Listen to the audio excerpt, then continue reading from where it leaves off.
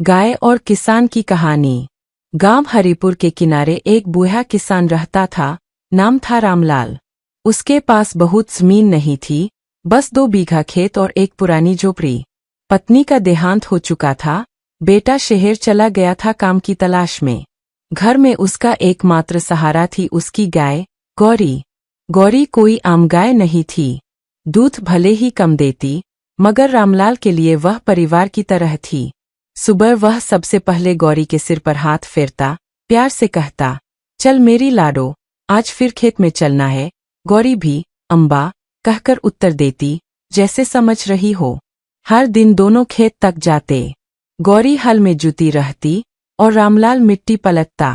दोपहर को दोनों पीपल के पेड़ के नीचे आराम करते। रामलाल रोटी निकालता, आधी खुद खाता और आधी गौरी को खिलाता।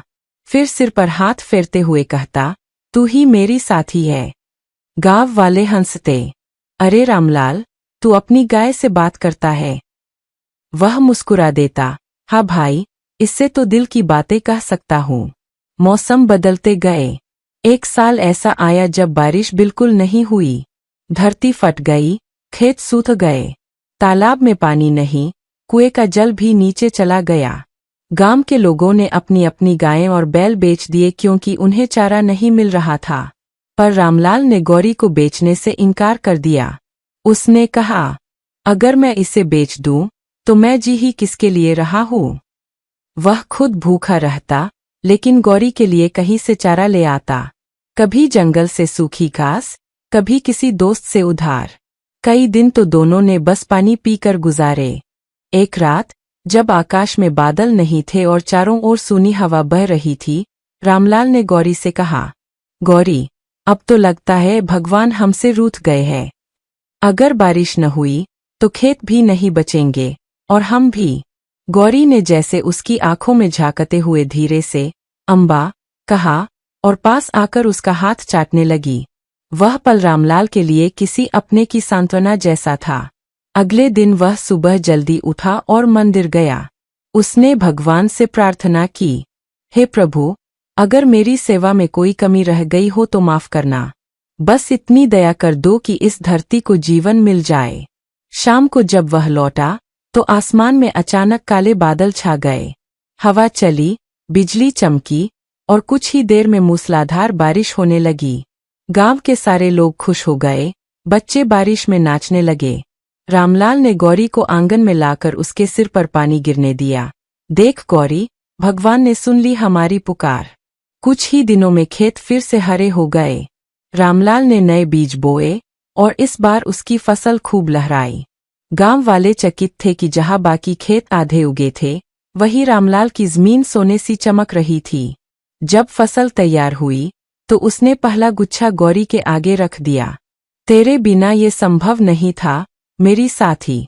गौरी ने मानो गर्व से गर्दन उठाई और रामलाल की हथेली को चाट लिया। लेकिन किस्मत की लकीरें हमेशा सीधी नहीं होती। एक दिन अचानक गौरी बीमार पड़ गई। वह कुछ खा नहीं रही थी, न उठ पा रही थी। रामलाल ने गांव के वैद्य को बुलाया, दवा दी, लेकिन हालत बिगड़ती गई। रात को उसने गौरी के सिर पर हाथ रखा और कहा, गौरी, तू ठीक हो जा बेटी, तेरे बिना मैं कैसे रहूंगा। गौरी ने हल्की सी आंखें खोली, जैसे कुछ कहना चाहती हो, फिर धीरे से सांस छोड़ दी। रामलाल की आंखों से आंसू बह निकले। उसने गौरी को अपने खेत के किनारे दफनाया और वहीं एक नीम का पौधा लगाया। रोज सुबह वह उस पौधे को पानी देता और कहता, अब तू इसी रूप में मेरे साथ है। साल बीतते गए। नीम का पेड़ बड़ा हुआ, छाव देने लगा। नीचे बैठने वाले राहगीरों को ठंडक मिलती, किसान वहीं आराम करते। गांव के बच्चे खेलते हुए कहते, ये तो गौरी का पेड़ है। रामलाल अब बूढ़ा हो चला था, मगर उसके खेत हर साल हरे रहते। जब लोग पूछते, तेरे खेतों में इतनी बरकत कैसे है, वह मुस्कुराकर कहता, मेहनत, सच्चाई और उस साथी की याद जो आज भी मुझे आशीर्वाद देती है।